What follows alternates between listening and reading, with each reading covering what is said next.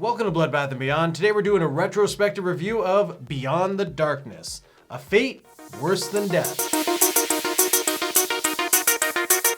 Directed by Joe D'Amato, starring Kieran Canter, Cinzia Monreale, and Franca Stoppi. This movie's about Frank, a taxidermist whose girlfriend dies, and well, you can probably piece it together yourself. He decides to exhume her body from her grave and keep her as a companion. But Iris, the maid of the house, really disliked her in life and in death. In fact, she was the one who caused the death, and now Frank and Iris aren't quite getting along. This is a recommendation from Deke over on Patreon, our top donator. This is probably the oldest one he's recommended, and one that I saw the Horror Geek cover over on his series Sick Flicks. I didn't watch it though because I knew it was coming up, so I didn't know anything going into this. This is a retrospective, so we are going to be talking full spoilers. If you haven't seen it, check it out. It is on Tubi at the time of recording.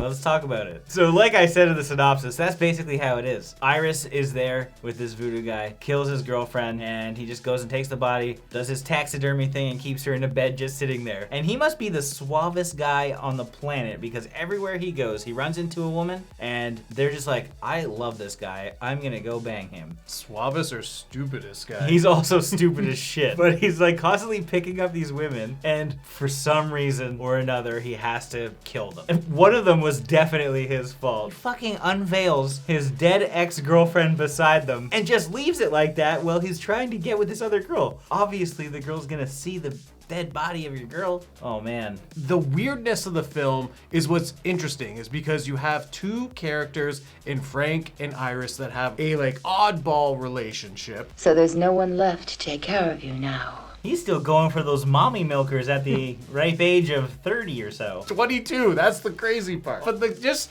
how strange this movie is, which leads into the situations that gives us our gore. Hey, go slow. This stuff's worth its weight in gold. And I think that's what a lot of people will appreciate. When Frank screws up, usually it leads to him biting someone or clawing someone, and that looks cool. The situations are messed, but you get really good practical effects. Yep. Accompanied by a great score by Goblin. Known as the Goblins at the time. I liked Iris, even though she's so weird. But as the film continues, you realize the whole movie has that weird tone. So she's not that bad at what she's supposed to be doing here. And so I thought that was cool. I'm not sure that I loved Frank. I said that I would mention it, and it's not necessarily alike, but Anna and her sister are both played by Cinzia Monreale, who also played the blind woman from The Beyond. A lot of eye stuff in this one too. Italians love doing shit to eyes, straight up. Ooh, and a really good nail riff. Frank is pulling the hitchhiker's nails off. That's what is good about this film. I know I already said it. It's just, it has very good gore. And it's very it makes you feel the pain. I did appreciate the Italian cinema feel to it.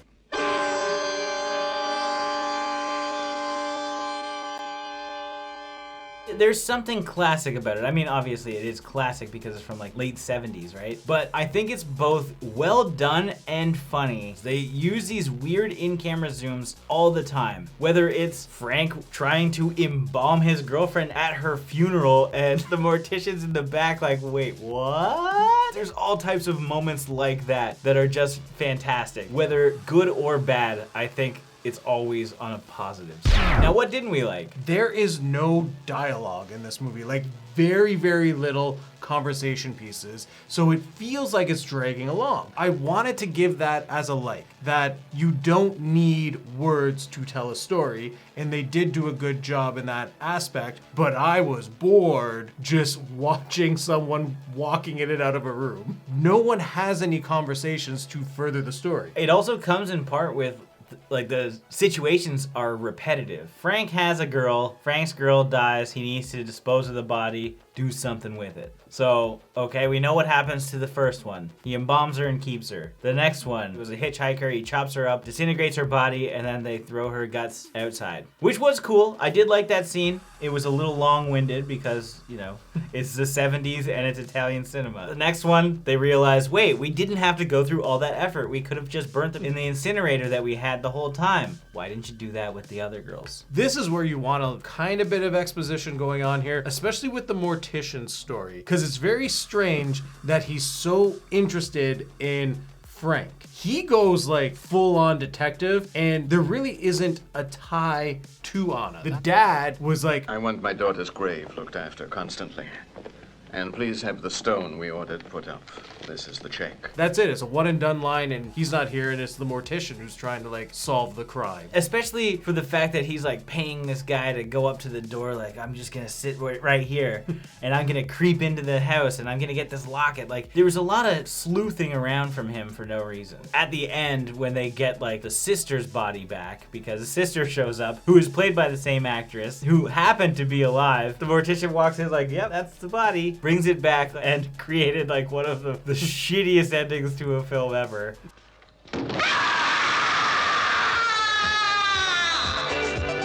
You know it's the sister. Yeah, they tried to fool you because they dress her the same, but we also know moments before that her heart was beating and she's alive, and we knew the intentions of this guy was just like, hey, I can have my girlfriend back. Like, that's the whole purpose of the movie, is he just loved his girlfriend, and now he had somebody that looked exactly like her in his house wearing her clothes. This was very evident, and I think it was supposed to be a twist. It wasn't. I did find Frank as a character was just boring as well. He just didn't really do anything. I mean, obviously he did all the things in the movie, but like poorly, I guess. Like, not only just decision making, his decisions were terrible, but he didn't really talk, like you mentioned. He's almost emotionless as well. Maybe part of the character, you could argue that because he just lost his girl. I don't know. There was nothing here for me for him. I feel like he was casted because he was a hunky guy that could pick up girls just by looking at them, and that was it, because he showed next to no emotion throughout the whole movie. Why don't we take the car and go for a spin? Okay. And another big issue that I had with this film is Iris's character. She's the reason that Anna is dead, yet she's cool with like Anna being in the room for a bit. I don't understand the dynamic, and I don't understand the character's decisions. She's going to stay with me forever.